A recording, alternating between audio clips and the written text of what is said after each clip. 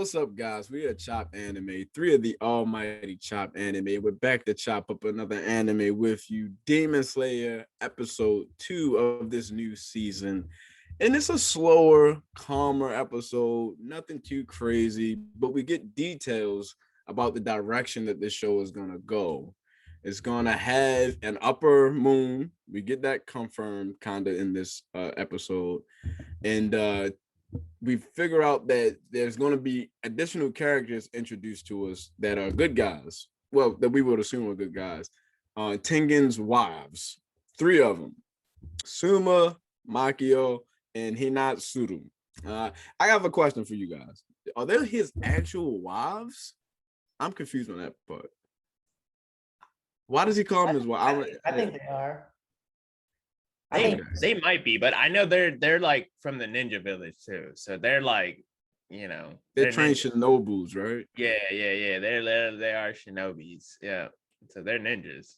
Well, it might be. I don't know. He's a young guapo, man. You know. Yeah, he is young guapo. And he's styling. He's styling. Come on. He's buff. Yo, I didn't know he was this pretty though. When I was like, oh, this is how he looks like. That's a pretty guy. He look good, man. And that's why he's got 3 wives, Yeah, so Zenatsu was hating on him. Yeah, he was mad. He said, "You were this pretty, and you." He said, "You asking me to do these things?" He's gaslighting me. He's gaslighting. Yeah, it's crazy that this is the worst plan ever.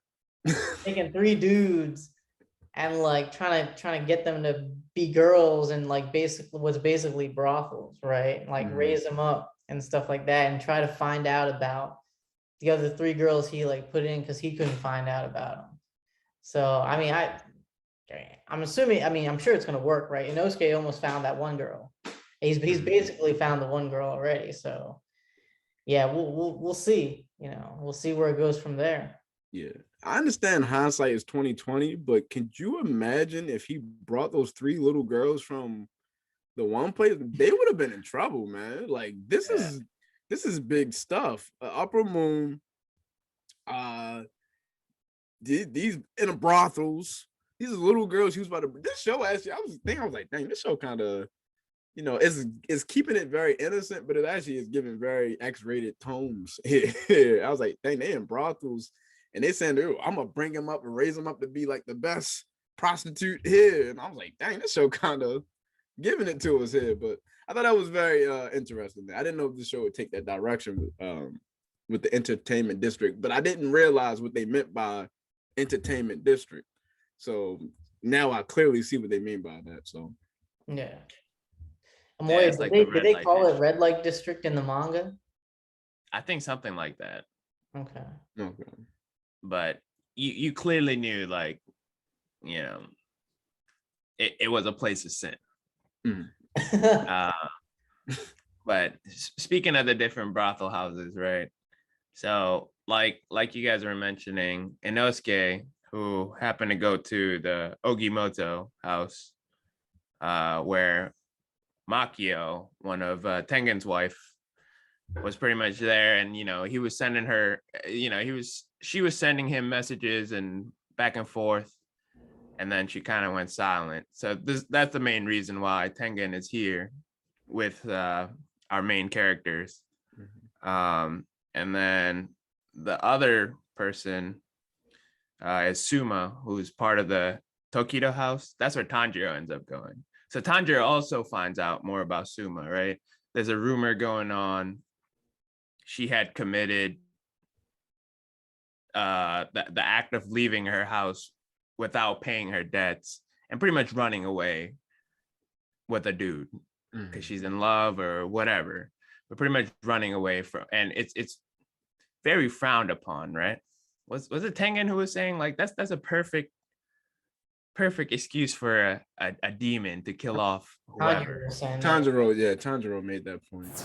So does an Upper Moon run this brothel then? I'm guessing. I just thought about that. Is the up so there might be Upper Moon in there, and I'm assuming her henchman. She also probably has other people scattered around the other brothels, and So they must be in like incognito mode of running some of these brothels. And it's a perfect location for a demon because this place is probably dead during the day and really alive during the night. Yeah. Right, because it's a sketchy place, runs at night, like perfect demon conditions right there. People disappear and they're like, oh yeah, they must have ran away. It's like, yeah, you think all these, I guess, that definitely could happen, right? Right. So this season is setting up for, we have an upper moon and we have a Hashira, right? So these upper moons, as we've already talked about, they're already dumb strong.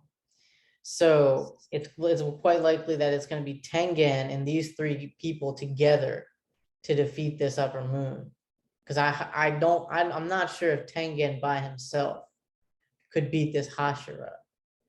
If Rengoku couldn't even beat the upper three moon.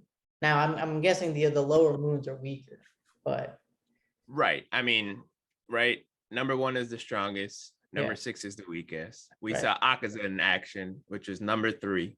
Yeah. When I would say Rengoku is pretty up there. He's probably top 3 when it comes to strength, in terms of the Hashira. So pretty much a top 3 went against top 3. Yeah. So we got a few options here, right? We got number 6, number 5, number 4. We're pretty certain it's not going to be Akaza, right? He just all right. So number 3 ain't it. And then we got number 2 and number 1. Right. There's no way they would ever show number 1 this early. It wouldn't make sense. So the probability, more than likely, is going to be number 6, 5, or 4. Right. Yeah. Right. So I don't know. We'll see, man. I mean, and these 3 aren't just your normal rookie Demon Slayer bunch. Like, these guys have experienced a lot of fighting already. Right. Yeah. And I don't think young Demon Slayers even run into upper ranks. Right. And if they do, they do not survive. Right. Yeah. Right. These are like the 3 best non-Hashira Demon Slayers. Like Zenitsu, Inosuke, and Tanjiro have to be probably most likely the best 3 non-Hashiras, in my opinion. So in the movie, Tanjiro and Inosuke beat the person right below Upper Moon 6. Right. So they have to be like, yeah, you're right. Yeah, that's good. Yeah. Like, so they beat that guy. So most people can't say that. So they're even stronger now. All right. So they'll definitely back up Tengen. Well, the Shinobis might be, it might be in there too. We might. Of course. Are we gonna see the Shinobi action? Of course. I mean, why would they say they're ninjas if they're not about to do some ninja stuff? Okay, cool. Right? Like, why would you just? Yeah, these are ninjas. It's like, all right, like, not gonna do nothing cool, they better call their ninja family backup. Like, is there like a head ninja? Right? Like the ninja boss. That would be that would be tight. Like that He's dude's gonna die. Then don't bring that man to this. He's not ready for some milk. I don't think his sword's gonna cut through unless the ninjas got some Nichiren blades, man. I don't know. They might be liabilities. Right. So that's our review of episode 2 of Demon Slayer. We wasn't too much to given to us in this episode, but we can tell this season is going to be very nice. The way it's setting up for the big battles and the anticipation of the enemies and kidnappings and mysteries. We're going to learn a lot about the Demon Slayer world in some upper moons and some side characters and more about Tengen. So I'm excited. We're excited. Please like, comment, share, subscribe. We appreciate all the support. Chopped Anime.